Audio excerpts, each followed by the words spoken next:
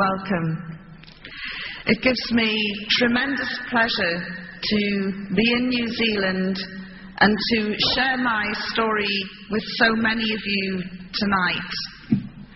Now I can see a lot of non-Muslims in the room. Just relax. I'm not Islam's answer to Billy Graham. I want to share the story with you so you can enjoy it, maybe understand a little bit more about Islam. The title of the story is From Kabul to Kaaba, but I want to take you back a few weeks before I entered Kabul. I want to take you back to September 11. I bet everyone in this room can remember exactly where they were, who they were with, what they were doing when they heard about September 11. The Muslims that I have spoken to who saw the horrific events unfold on television told me that at the moment of the second plane going into the Twin Towers and realizing it was a terrorist strike, their first reaction was, "Please God, don't let this be the work of Muslims."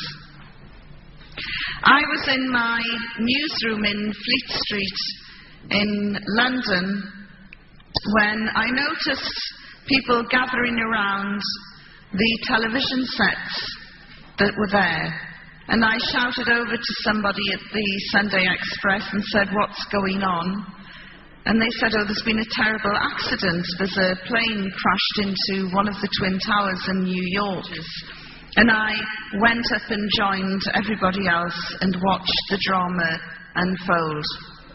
And then we saw the second plane going in. I've told you about the immediate reaction of Muslims. My immediate reaction was, this is a big, big story. It's bigger than the assassination of JFK, could even be bigger than man landing on the moon. I've got to get out to New York. My reaction was different to those of the Muslims, certainly. By the time I got to Heathrow Airport, the Twin Towers had imploded, the Pentagon had been hit, a plane had gone down in Pennsylvania, America was at war, it was under siege. Her airspace had been closed down, her borders had been sealed, and I physically couldn't get into the country, no matter which airline or which route I looked at, it was impossible.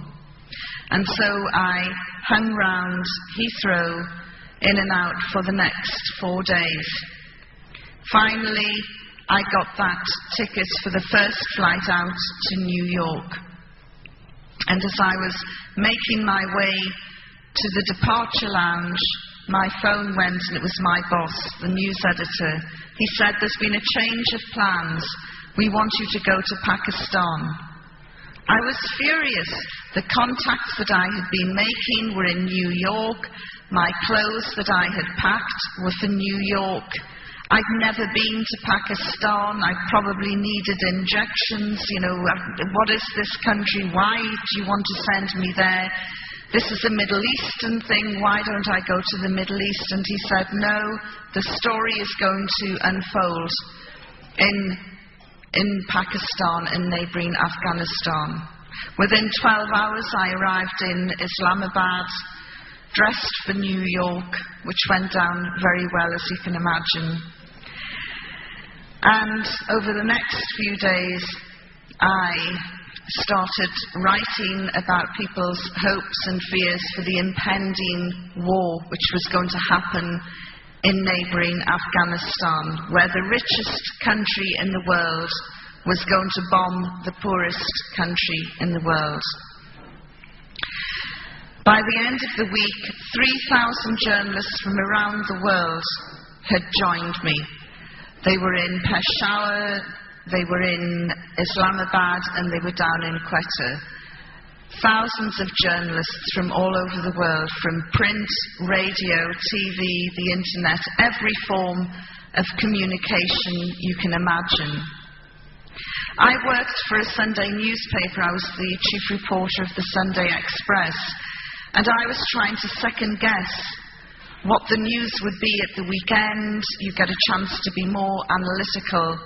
And I'm not a journalist who has ever been spoon-fed from governments. I don't trust them. And so I began to think that the best story was probably in Afghanistan. From the ordinary people, the ordinary Afghan people, I wanted to know what their expectations and fears were, what life was like for them living under the Taliban. We'd read a lot of news. According to Bush and Blair, the Taliban was the most evil, brutal regime in the world. They subjugated and oppressed women. They killed them randomly. The tales that were coming out were terrible. I distinctly remember Tony Blair saying, "These people are so evil, they won't even let their children fly kites." And so I decided, well, I need to find this out for myself. And I went to the Taliban embassy in Islamabad, and I tried 3 times to get a visa, and 3 times I was rejected. And so in the end, with my guides, I had got 2 or 3 guides who were helping me, I decided to sneak into Afghanistan. The idea was planted in my head by the BBC's chief correspondent, John Simpson, who had put on a burqa and put his toe into Afghanistan and said, "Hey, look, I've become invisible." And I thought, well, if the BBC's gargantuan correspondent can become invisible, then surely it will be easy for me. And so we devised a plan that we would be part of a wedding party. I would go in with 2 guides, one from the NWFP province in Pakistan, was born in Afghanistan. And we went in as a group. I put on the burqa. We drove through the Khyber Pass. That was another eye-opening experience. I imagined the Khyber Pass to be about 30 yards long. It was 33 miles long, winding, dramatic, mountainous roads, amazing scenery, traces of British imperialism everywhere. Suddenly I could hear my heart thump, thump, thump in my ears, and I'm beginning to think, maybe this isn't such a good idea. I wanted to turn round and run away, but I'd gone beyond the point of no return. But it was as predicted. I had become invisible. I didn't even warrant a first look, never mind a second look, as we crossed the Taliban checkpoint.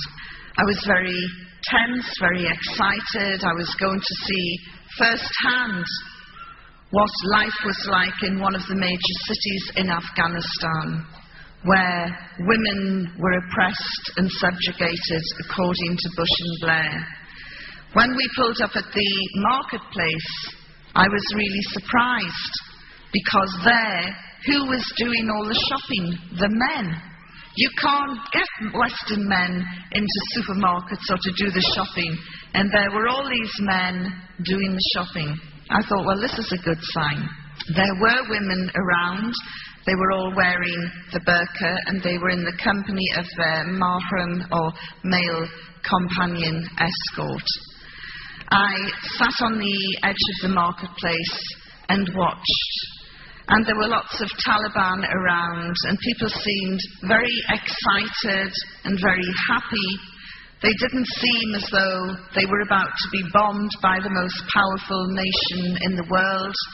People seemed relaxed, and I was quite surprised. Our party then went with provisions to a tiny village, not even the size of this hall. And we went into the village, and there was lots of tears and laughter, as one of their own had returned, and he brought with him his cousin from the NWFP. his wife, his children, and then they said, well, who's that? Pointing at me. And he told them in Pashto. I didn't understand the language, but I could tell from the reaction that they were not at all happy. Why on earth have you brought a Westerner into our midst at a time of war? But within half an hour, the natural exuberance and hospitality and curiosity of the Afghan people overcame the villagers, and they started talking to me. The first was a young girl in her 20s, and I said, what do you think about this impending war?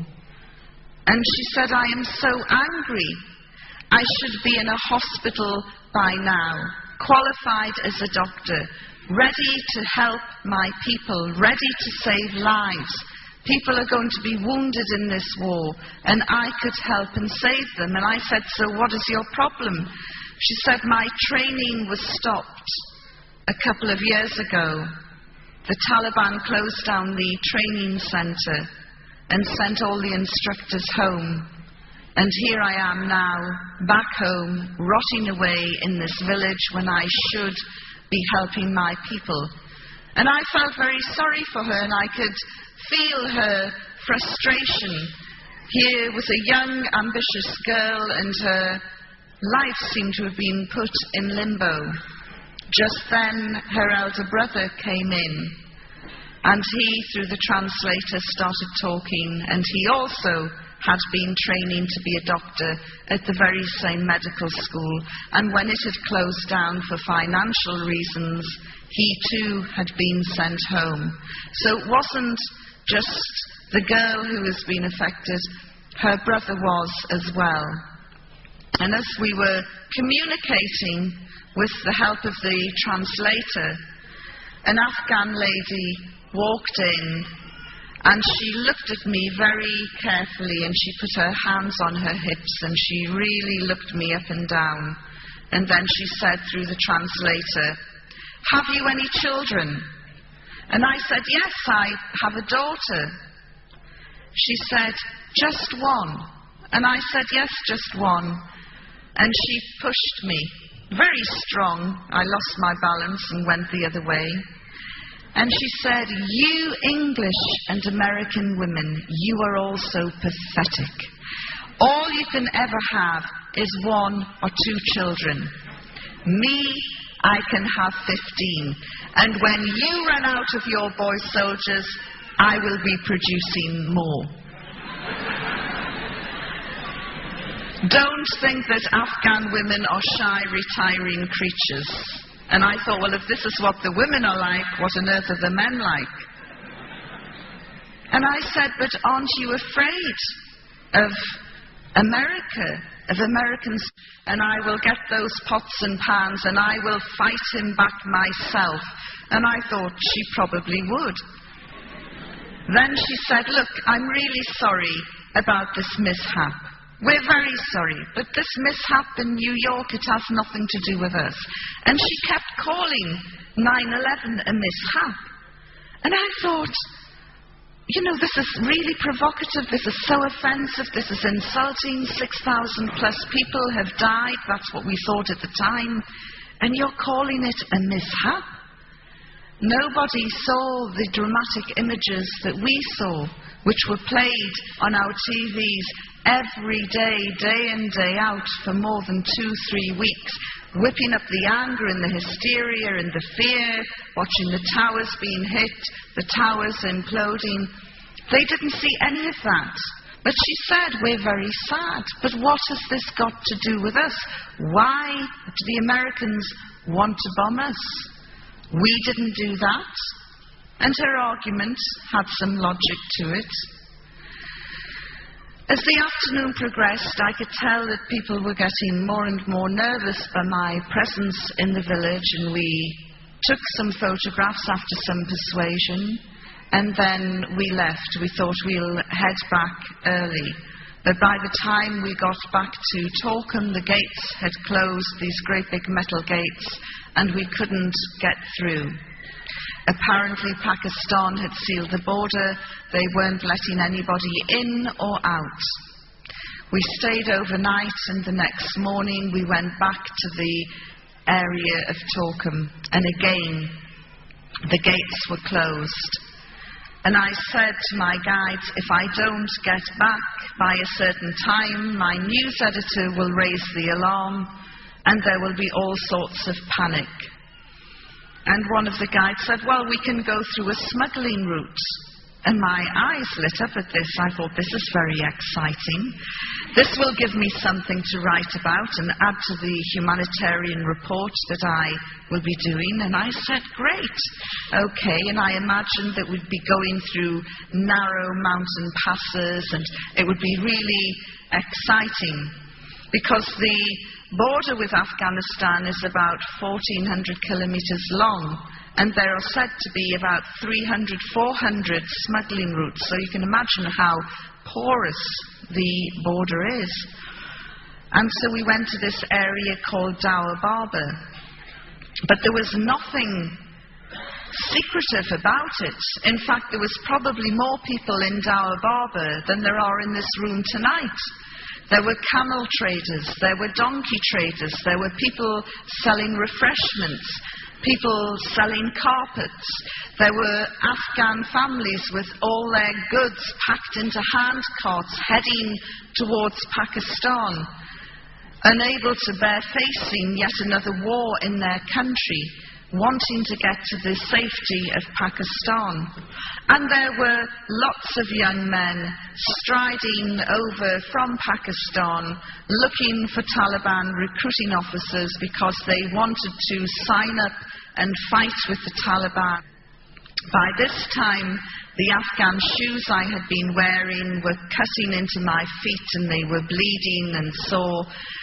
And I complained, and one of my guides said, well, we're only 10 minutes away from the border, but we can go by donkey. And he said, can you ride a donkey?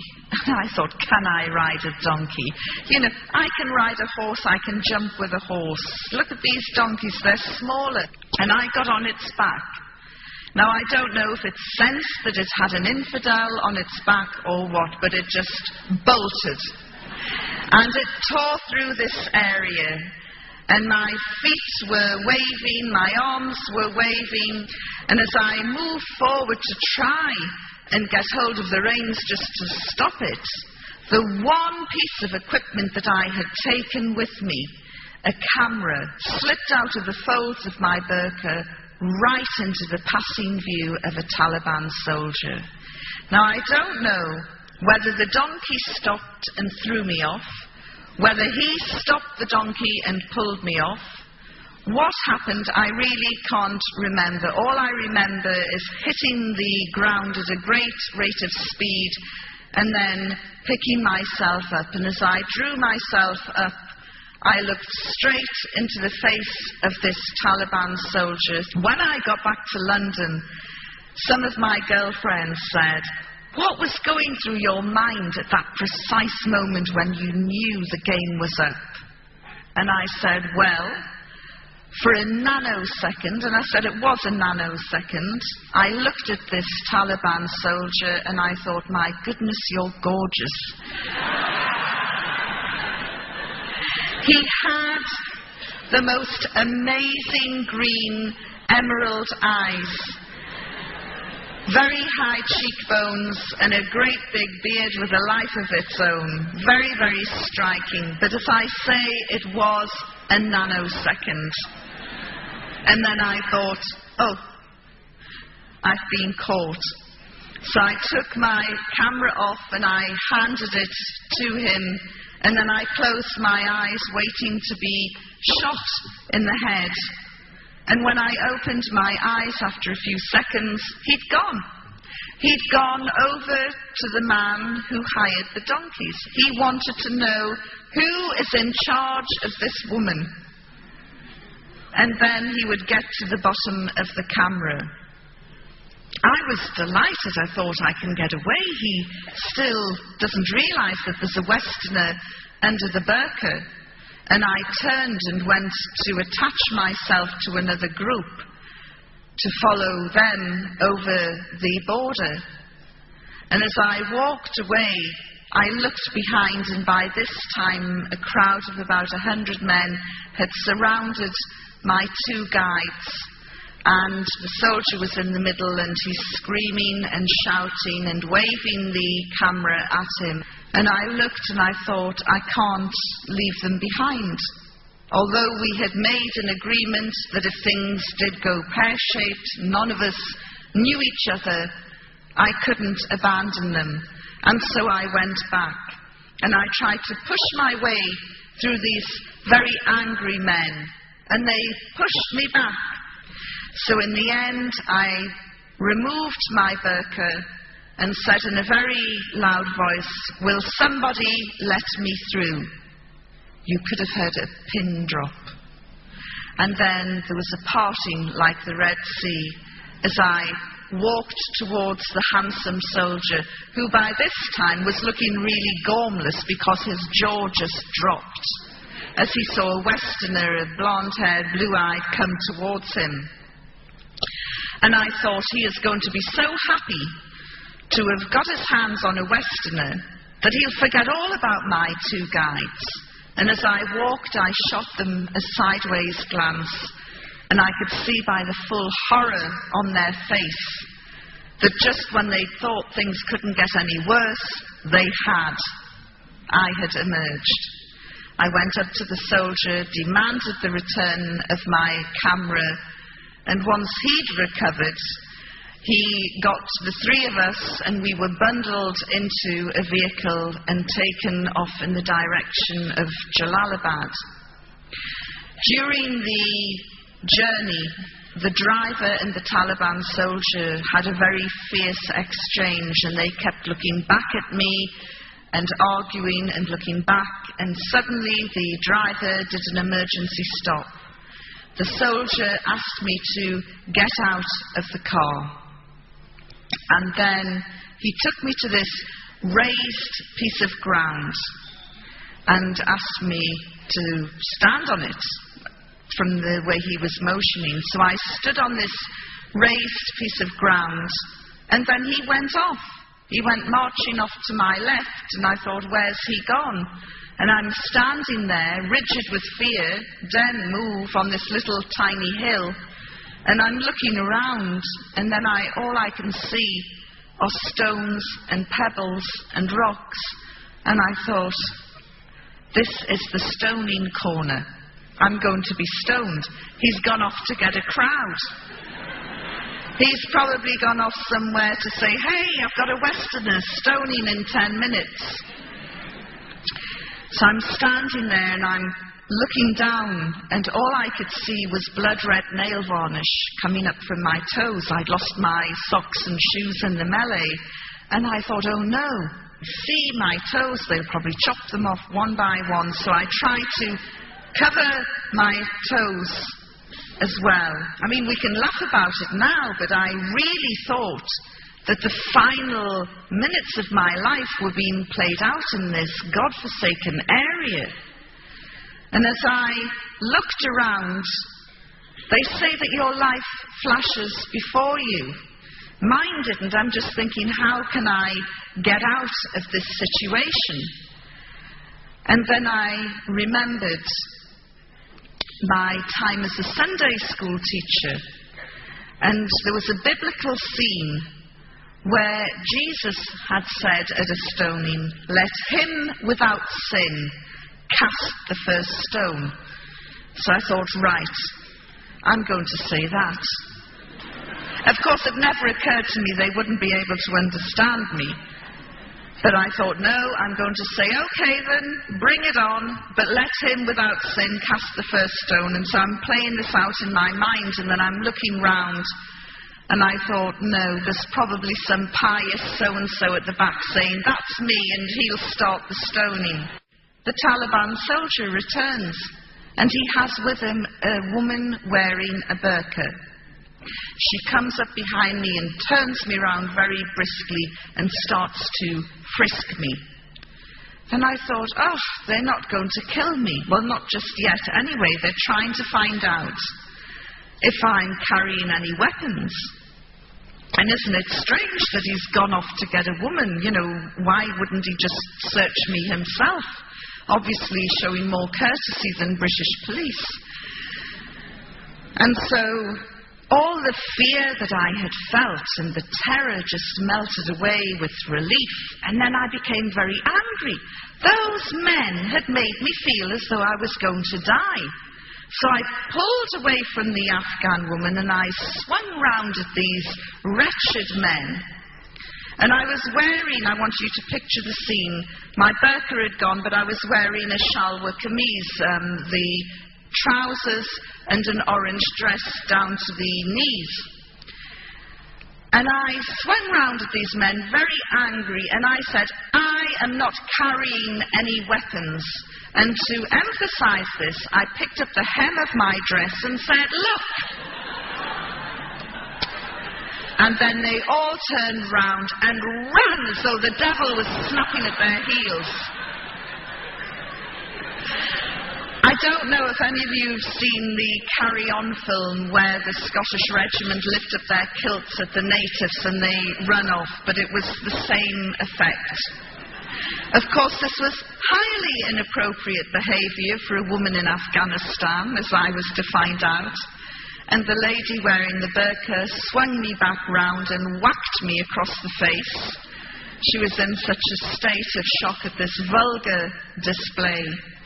Anyway, having established that I'm not carrying any weapons, I was then bundled back into the car and driven off to Jalalabad.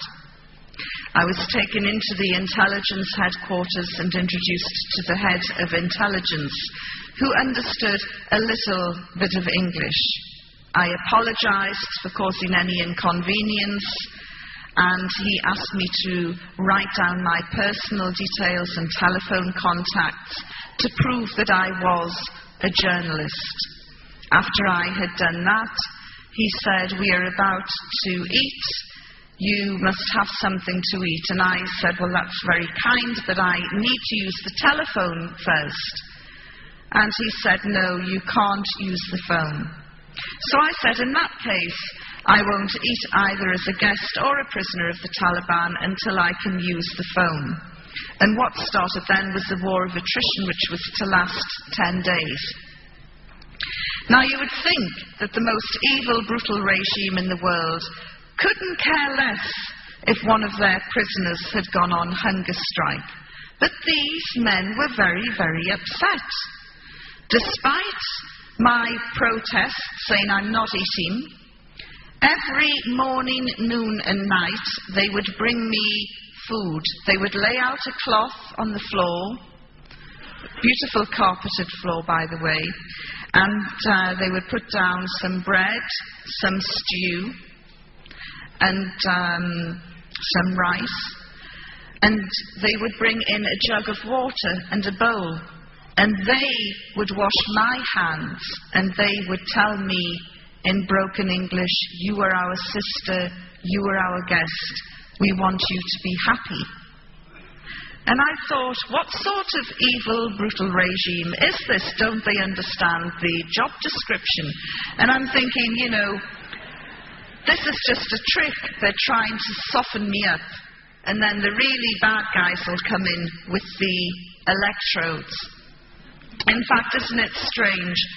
Everything that I thought would have happened to me under this so-called savage primitive regime happened to prisoners in Abu Ghraib, in Guantanamo Bay, and other US holding facilities, which always prompts me to say, thank God I was captured by the most evil, brutal regime in the world and not by the Americans.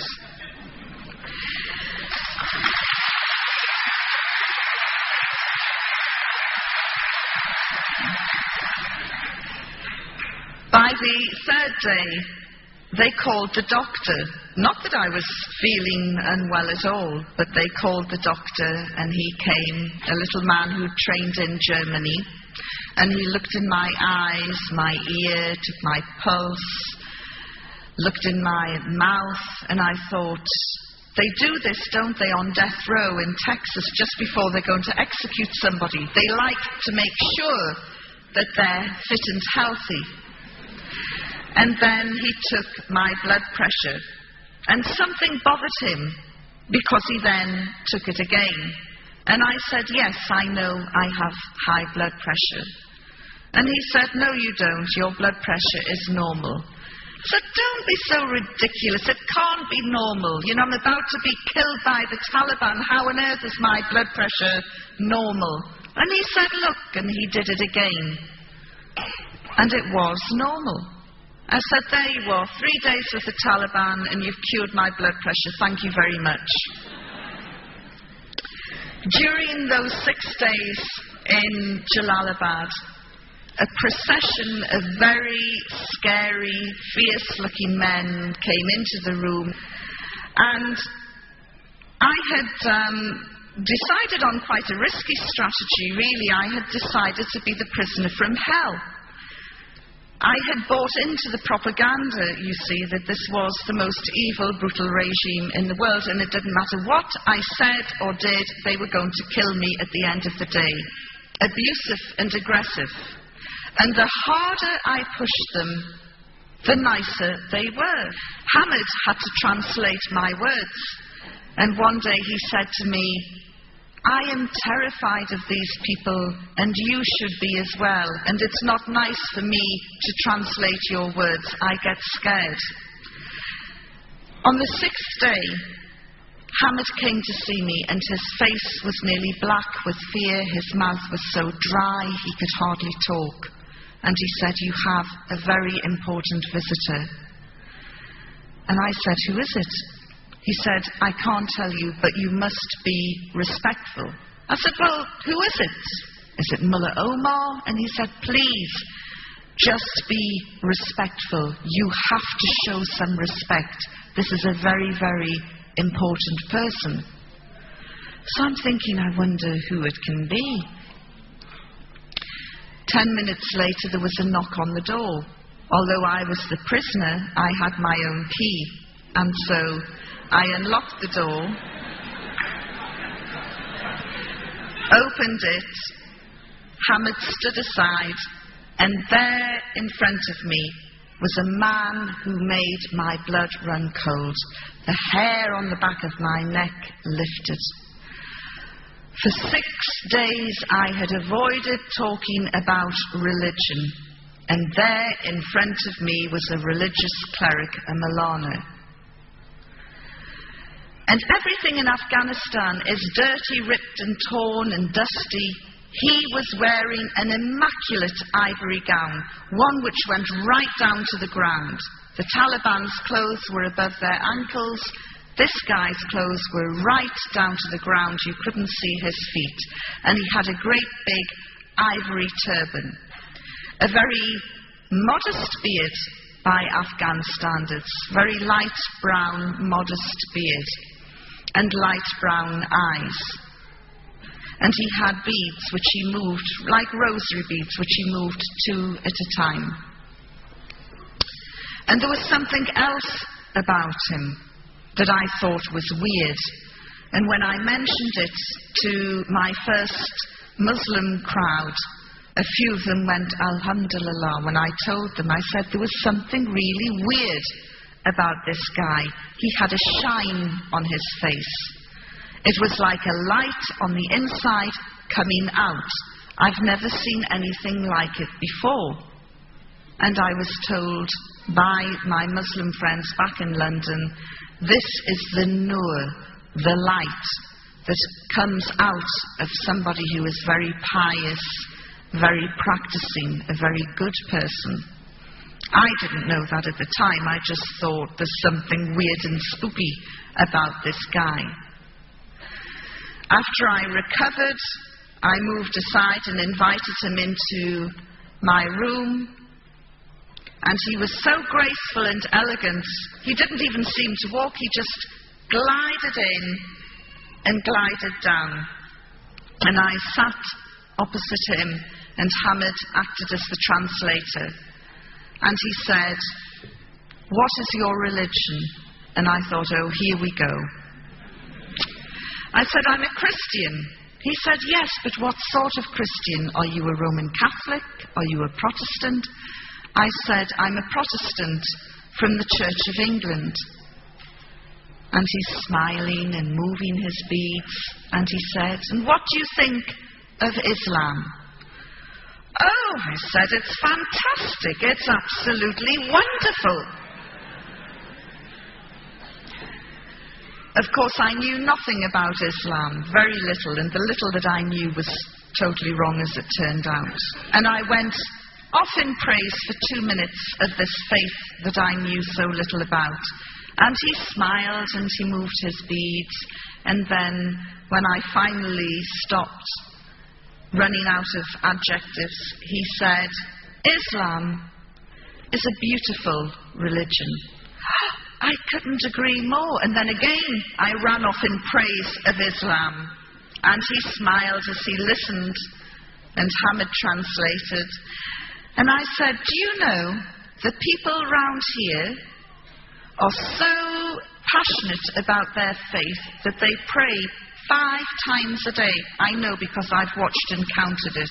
And he looked. He must have thought, "You stupid woman." But I didn't realize that Muslims are expected to pray 5 times a day. So he moved his beads. And then he said, "So, you would like to convert?" And I thought, he's led me into a blind alley here. If I say, "Yes, I'll convert," he'll accuse me of being fickle and insincere, and he'll say, "Take her away and have her stoned." If I say, "No, I'm not interested," he'll say, "How dare you insult Islam? Take her away and have her stoned." So I'm trying to come up with the right answer. And then, in the end, I said, "Look, I can't make such a life-changing decision while I'm in prison. But if you let me go, I promise I will read the Quran and I will study Islam." And he smiled, and he didn't say anything more. And he rose up, and he glided out. Hamid went scuttling after him. And he returned a few minutes later, and he said, You're going home on a red crescent plane."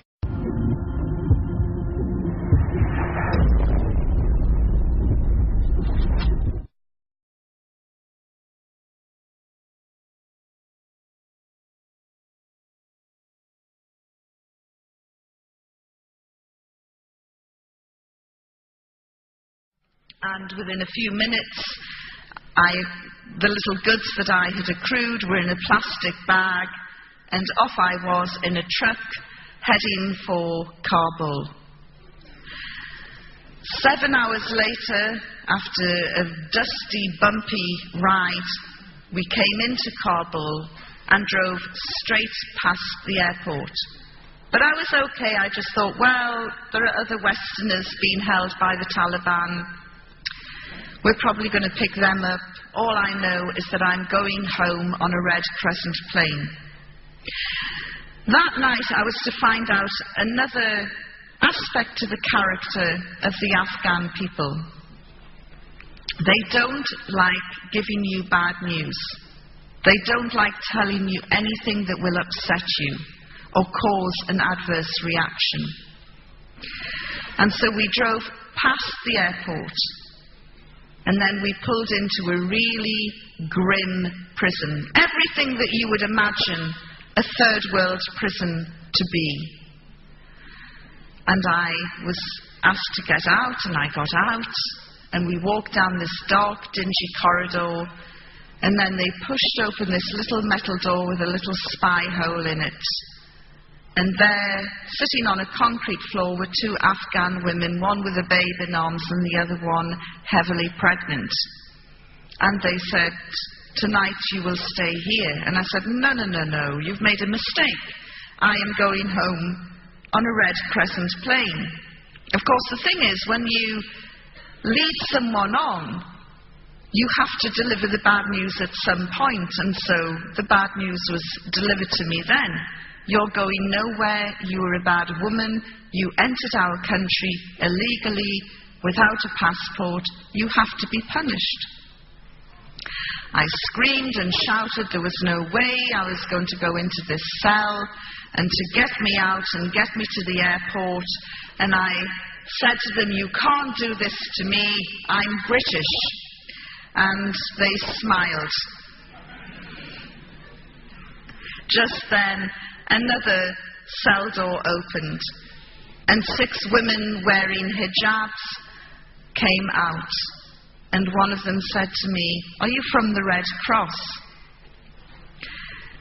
I said, you speak English? And she said, well, I'm Australian. These 3 are Germans, and the other 2 are Americans. And I went, oh my God, you're the Christians, the charity workers who were locked up for trying to convert Muslims to Christianity. And they said yes. And I said, look, there's been a terrible mistake. I'm supposed to be going home on a Red Crescent plane. Will you tell these people? And the women all spoke the language. Deanna Thomas, the Australian girl, said to me, look, why don't you stay in our cell tonight? And then we can sort this mess out later. And in truth, I hadn't had any female company for over 6 days. These girls spoke my language.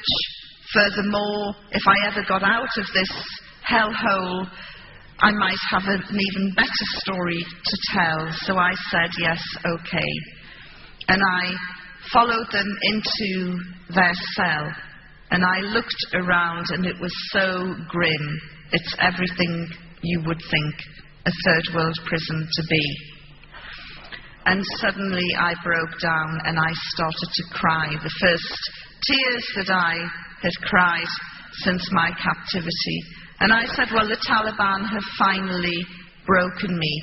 And amid the sobbing, I felt for my cigarettes. Because although cigarettes were banned under the Taliban, when they realized I smoked, they gave me lots of cigarettes. So I pulled out my cigarettes, and I was about to light up when I just said, oh, does anybody mind if I smoke? And the tears were coming down, and I'm sobbing and about to light my cigarette, when they all said, yes, this is a no-smoking cell.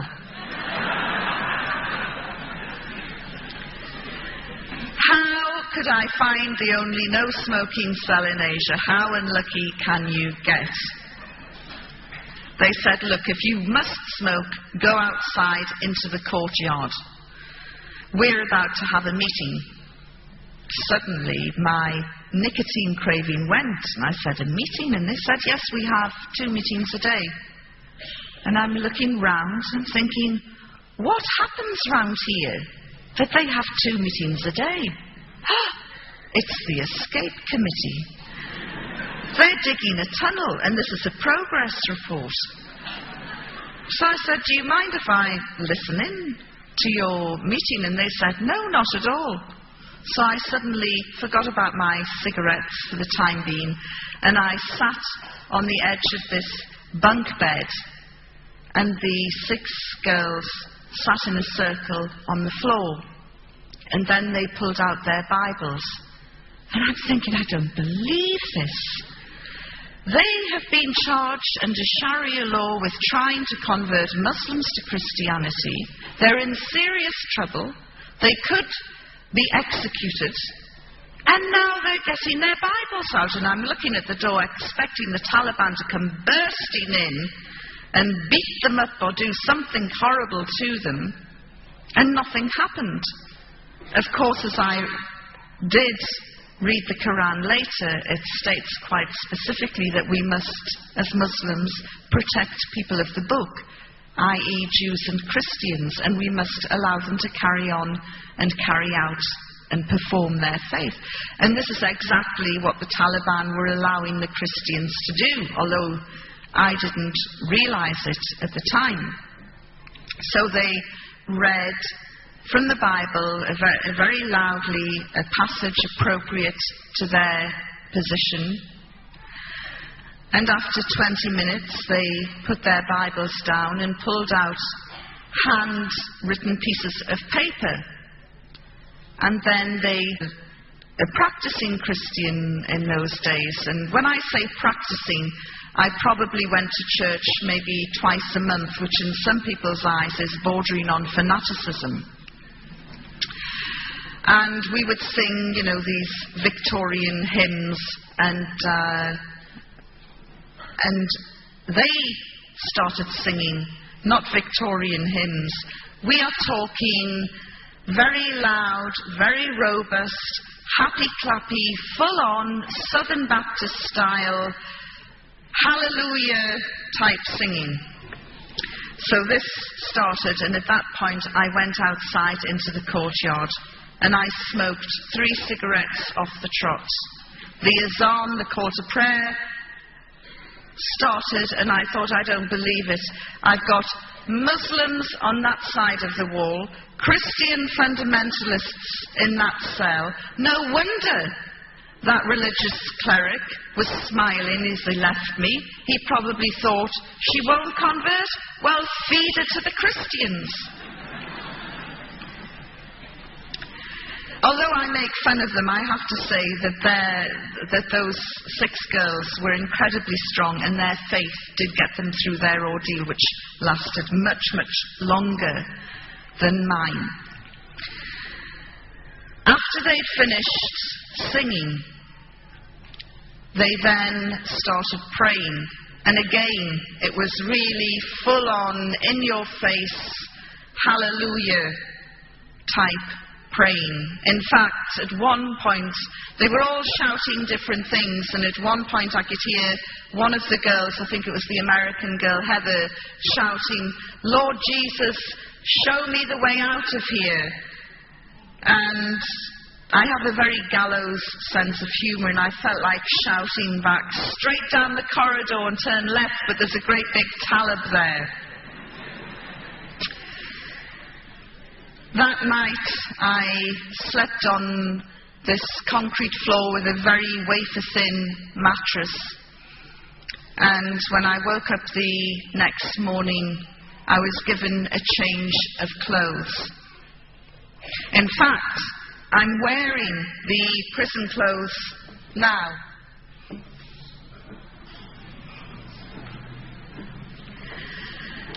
Nobody put me in an orange jumpsuit, shaved, shackled, or abused me, or raped me, or sodomized me, or videoed me for the gratification or pleasure of others later on. As you can see from what I'm saying, my experience was completely different to those who fell into the hands of the Americans. So that morning, a new change of clothes, so I set about washing the old ones. And one of the German girls took me into the courtyard and gave me a metal bucket and took me to a hand pump, and she said, you can get your water from there. And I'm looking at this contraption which looked as though it had come from one of those old Western movies, and I started cranking it. And eventually some water came out, and I'm saying, this is amazing. How do they heat it underground? And she started laughing. She said, it's cold. I was given a pumice stone and some soap flakes, and I set about washing my clothes. And I then hung them on the washing line in the prison courtyard. Within 5 minutes, I'm sitting trying to enjoy the last days of the summer sun, and the prison governor came in, a great big man with a huge beard and really a very scary looking dude. And he came in, and in broken English he said to me, he growled at me, remove those garments. And I'm looking, I said, it's my washing. Remove them now. And I said, I can't. It's my washing. I am washing my clothes. This is a washing line. We dry our clothes on the washing line. Well, cover them up. And I'm looking, I said, you stupid man. You've obviously never done the washing in your life. How on earth will it dry if it's covered up? So we stood there for a couple of moments, and then he said, well, take those items down. And he looked the other way and sort of pointed. And I realized he was talking about my underwear. And I said, no, this is the female wing of the prison. If you don't like what you see, clear off. He said, remove them. And I said, no, if you don't like them, you remove them. And 15 minutes later, with the Deputy Foreign Minister of Afghanistan. These people are about to be bombed by the most powerful country on earth. And a diplomatic incident was unfolding as a result of my underwear.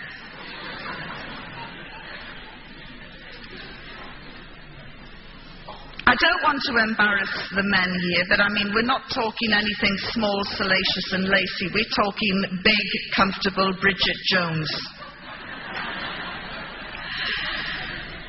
So the Deputy Foreign Minister said to me, will you please remove your undergarments from the line? And I said, look, this is the female wing of the prison. There are no male prisoners. The only men around at the moment are you two. If you clear off, there will be no men. By the time they drive, nobody's going to be any the wiser. He said, yes, but the Taliban soldiers live above the female wing of the prison. And if they look out and see those things, they'll have impure thoughts. I'm looking at my underwear in a new light now. I said, there's a very easy solution to this. He said, I knew there would be. I said, tell your men not to look out of the window. No, that's impossible. I thought, I cannot believe this. You know, America didn't need to fly over in B-52s and bomb these people. They should have just parachuted in a regiment of women soldiers waving their underwear, and the Taliban would have gone. But it gives you a remarkable insight into the modesty of these people and the way they felt about issues like women's underwear. So the argument continued and went on long after the clothes had dried, and nobody emerged as a real winner, but I did get my dry clothes back. The next day, the 9th day, I was feeling really crotchety. I'd had 3 or 4 really rousing sessions with the Christian services. And in fact, you know, although the Taliban had banned singing and they banned music, they allowed them to sing, but they drew the line at music. And I am eternally grateful to this day that they confiscated their tambourines and guitars. But so I'm feeling really wretched and bad-tempered and thinking I'm never going to get out of this place. I can't take much more of this. And the Deputy Foreign Minister returned with his sidekick, a man I called the Smiling Assassin. And he said, we want to ask you a few more questions. And I said, no, I'm done with answering any more questions. I'm finished with you people. I've had enough. And I then launched into a series of insults and curses and swearing. And then I rounded it off with something that I've never done in my life before. I've never done since, and you would get sent off a football pitch for doing it. I spat at them.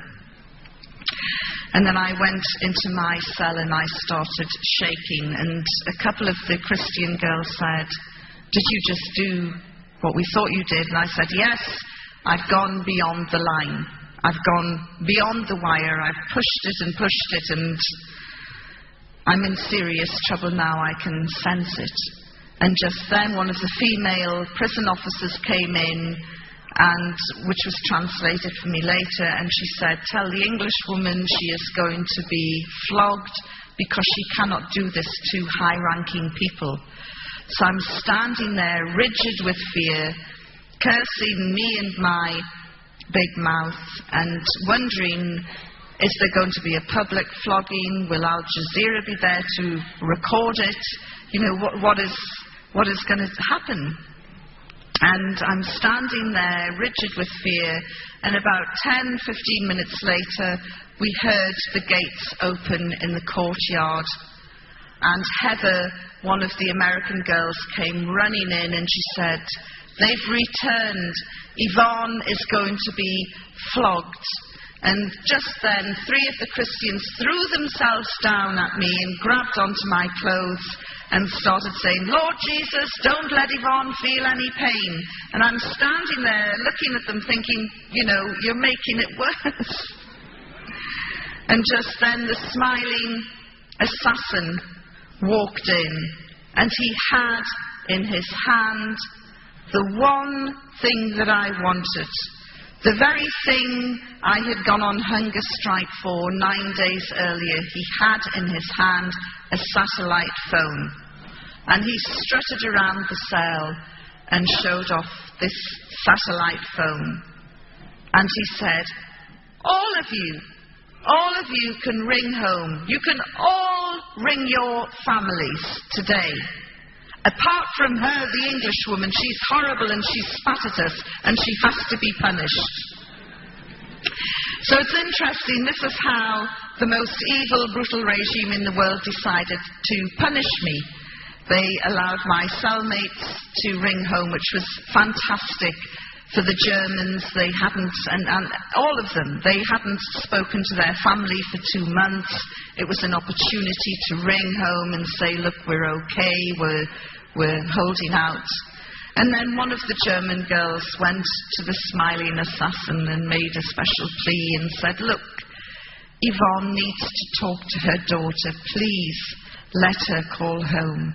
And he said, no, she's a horrible woman. She has to be punished. And as I say, that was my punishment, which I, looking back, think shows a degree of wisdom and insight on their part, which is more than can be said for my behaviour. And my only mitigation is, look, I hadn't eaten for 9 days and I was starting to get fractures. That afternoon, the senior officers returned and they removed me without warning, got my things together and said, you're going. And then they took me out of the prison and upstairs into the Taliban sleeping quarters. And one of the senior officers had vacated his room and said, you complained about the prison downstairs, is this good enough for you? And it was a very nice room by Afghan standards. And he said, tomorrow you will go home, inshallah. And I said, what is this inshallah you keep using at the end of every sentence and it never ever happens? Of course, I now know inshallah means God willing. And they put me in this room, they gave me the key, I locked myself in. I had a fantastic view over the city of Kabul, looking right up to Kabul Hill where all the anti-aircraft units were. And I sat on the bed, contemplating my future, wondering if and when I'd ever get out. They kept saying, tomorrow you will go home, inshallah, but inshallah it never happened. And so I was wondering how genuine they actually were. Why had they removed me from the Christians? Was this my last night on earth? Would they execute me tomorrow? I really didn't know. All of this was going through my mind. And then suddenly there was a huge rip, as though somebody had just torn the sky open. And there was a great big light. And it was the start of the war. That night, America and Britain dropped 50 cruise missiles on Kabul. You can hear a cruise missile from 20 miles away. These were coming within a quarter of a mile of the prison. I had covered walls before, and I don't know why it had not occurred to me then, but it certainly occurred to me that night. These bombs don't discriminate. There's nowhere to run, there's nowhere to hide. Civilian, military, man, woman, child, these bombs cannot tell the difference. I'm going to be blown apart by a British bomb. I've got no doubt Tony Blair will blame the Taliban, and that will be the end of that. And it was truly terrifying. And I also thought, there is no way the Taliban will let me go now. Absolutely no way at all. And the next morning, there was a knock on my door, and I was told, please, there is a vehicle outside. We are going to release you. I couldn't believe it. But, sure enough, there was a vehicle. They put me in it. We drove down from Kabul, through Jalalabad, down to Torkham, and eventually, after some shenanigans, I was handed over to the Pakistan authorities. And as I walked back across no man's land, the camera lights went up, and the journalists started shouting, how did the Taliban treat you? And in truth, up until the point that I was released, I still didn't trust them 1 inch. And I thought everything that they were trying to do had a hidden motive. It was only at the point that they released me that I thought, you know what, they were quite an honourable bunch of guys. So when this journalist shouted at me, how did the Taliban treat you? I thought for a while, and then I said, with respect and courtesy. This is not what the Western media wanted. The Western media wanted Abu Ghraib tales. They wanted abuse, rape, torture. They wanted to see scars. They wanted to see tears. There was nothing I could give them other than the truth. And sadly, for some people, the truth is never enough. When I got back to London, about 2 weeks later, one of my guides on the Pakistan side called me, and he said, Madam, the village that you visited has been bombed by the Americans. That was the village Karma, which is smaller than this hall we're in now. And I said, look, Pasha, I know these terrible things happen in the fog of war. And it's awful, but these accidents do happen. And he said, but madam, how can you accidentally bomb a village the size of Karma 3 days running? Now then, the Americans were telling us all about their strategic strikes, their surgical strikes, their B-52 bombers coming at 30,000 feet. Karma wouldn't have even looked like a dot from 30,000 feet. It was quite clear to me that this was indiscriminate bombing of civilian areas. And in many ways the Taliban were to blame because they kicked out all of the Western journalists. Whatever you think about journalists, we do have our functions and our role. We are the eyes, the ears, the witnesses. And by kicking out all of the Western journalists, they ensured that Britain and America could and would bomb indiscriminately across the country, slaughtering innocent civilians, which they did. That propelled me into the anti-war movement and made me become very, very active as an anti-war campaigner. At that same time, I remembered the promise that I had given to the religious cleric. And I thought, well, against all the odds, they kept their word. While they hung on to the Christians, they let me go. And really, I should keep my promise now. And I started to read the Quran. Very soon, groups of Muslims found out, and somebody gave me a wonderful English translation by A. Yusuf Ali with an index in the back. So I thought, great, I'll get this over and done with very quickly. I'm going to cherry pick and I'm going to read all about the subjugation and oppression of women and what promotes people to slam planes into towers. So I started cherry picking and going through all the women's issues. And then I had other Islamic literature to support my reading of the Quran. I couldn't believe what I was reading. The Quran makes it perfectly clear, crystal clear, no two ways about it. Women are equal in spirituality, worth and education. Furthermore, the first convert to Islam was a woman. The first martyr to Islam was a woman. Women played major roles right from day one in Islam. They fought alongside the men. The Prophet, peace be upon him, picked out one particular woman and singled her out for praise during a battle, the Battle of Uhud. And he said, everywhere I looked, this woman was there, protecting me, fighting with me, fighting alongside me.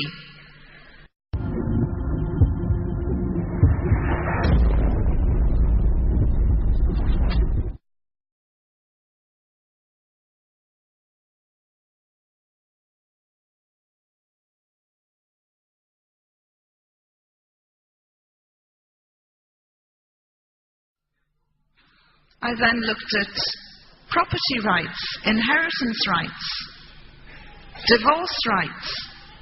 What's yours is yours, what's his is half of yours. Yeah, brilliant. Much of it could have been written by a Californian lawyer. In fact, this is from where they probably get their inspiration. All these tales in the tabloids about the superstars having prenuptial contracts and teams of lawyers drawing up and thrashing out these prenuptial contracts, they were available to Muslim women from day one. And so I began to see Islam in a totally different light. And I thought, yes, okay, this is great, but what are the people like?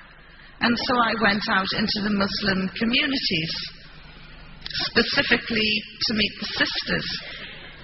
And it didn't matter where I went in the world, whether it was Pakistan, or whether it was Saudi, or Canada, or America, or Australia, and now New Zealand.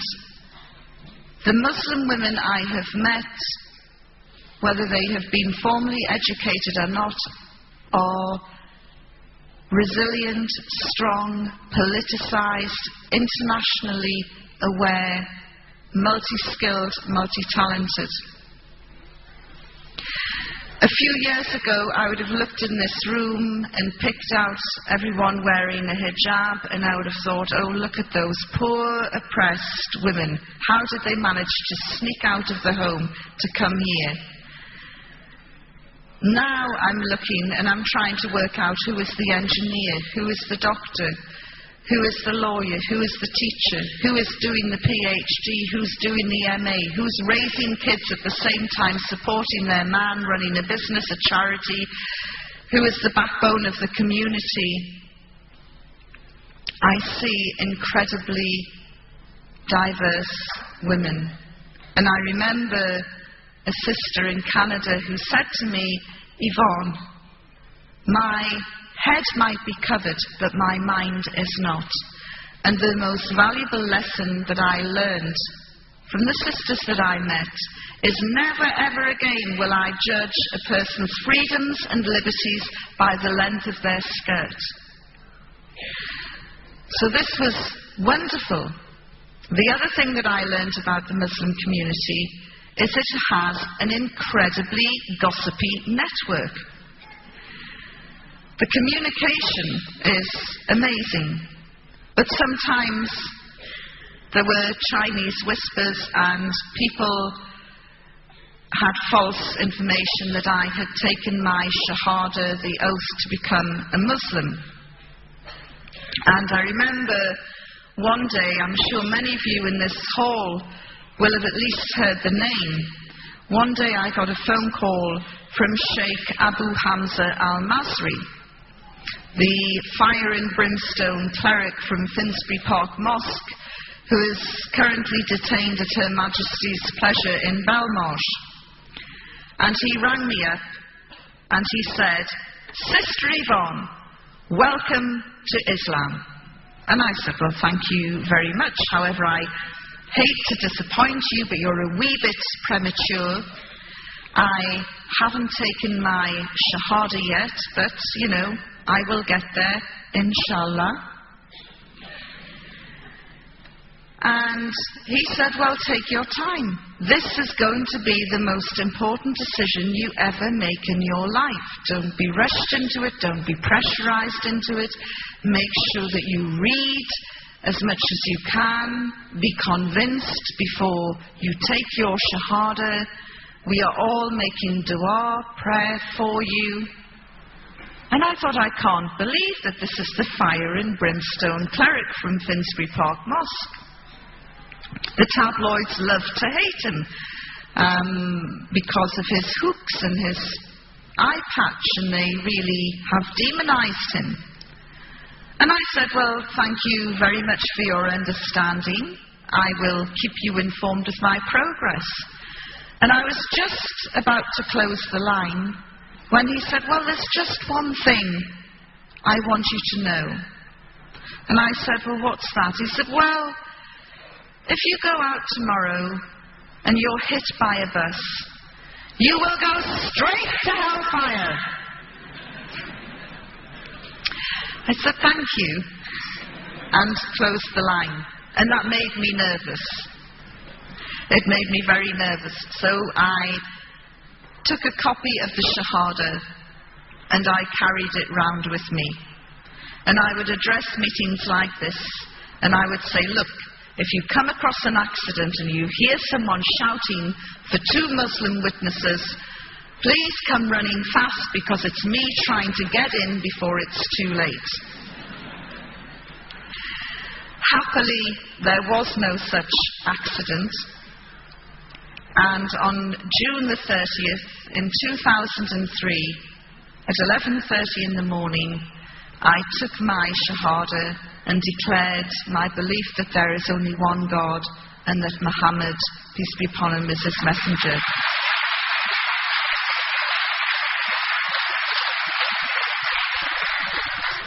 And I joined then what I consider to be the biggest and the best family in the world. And I know that wherever I go in the world, it doesn't matter how remote the place is, I will meet brothers and sisters who will give me their love and support and help if I need it. And that is very important to me. I was also lucky enough in January this year to go on Hajj, the annual pilgrimage which Muslims are required to do at least once in their life. As I say, the Saudi women, these women are really, really remarkable, and as I say, they're in the wings and they're ready to launch. Unfortunately, because of Saudi's restrictive media rules, we hardly get to find out any real news that is happening there. But these sisters from Jeddah told me how distressed they were during the second Intifada, the uprising in Palestine, how distressed they were, and they had been discussing this in the mosque after Friday prayers.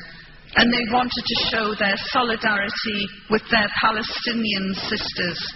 So they did something that is forbidden in Saudi. They had a spontaneous demonstration.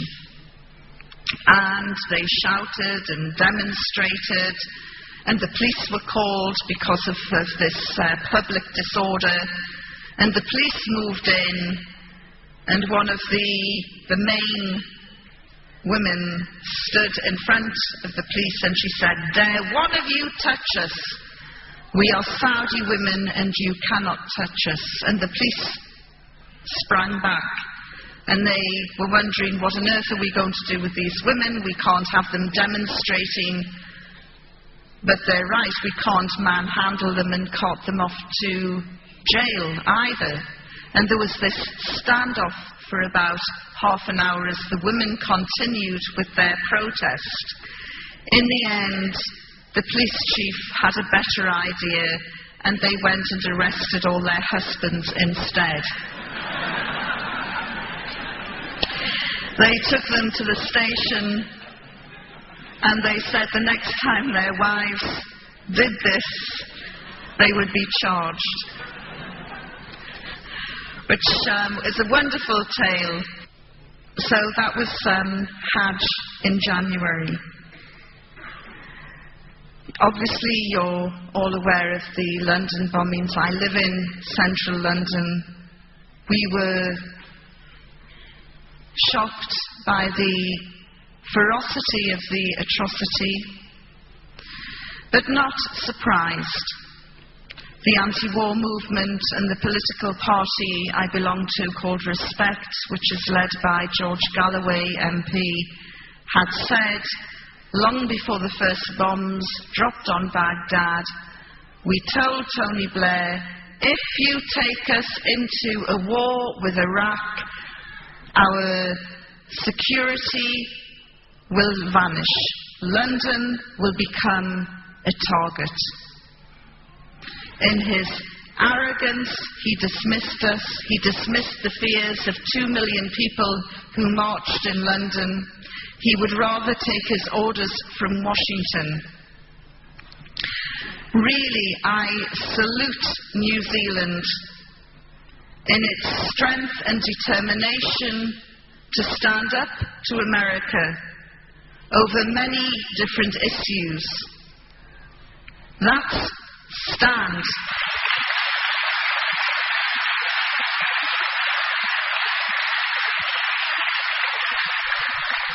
it should be me applauding you. That stand has made New Zealand one of the safest places on earth in terms of security, and certainly your anti-nuclear stance is admirable.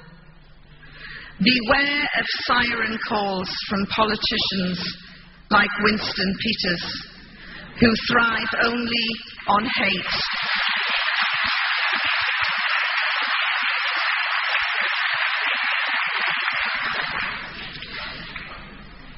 You have a very important election coming up soon. I can't tell you how to vote, but just be wary of those who would want to stand shoulder to shoulder with George Bush, because you will end up in serious trouble like we have in Britain. Thank you very much for listening to me. I am really looking forward to hearing your questions and observations. As I say to the non-Muslims here tonight, I am not Islam's answer to Billy Graham. I am not here to get you to convert. But if you are interested in learning a little bit more about Islam for your own benefit, not for any other reason, there's some books outside which you're welcome to take away. Thank you very much for being a terrific audience. Thank you. Assalamu alaikum.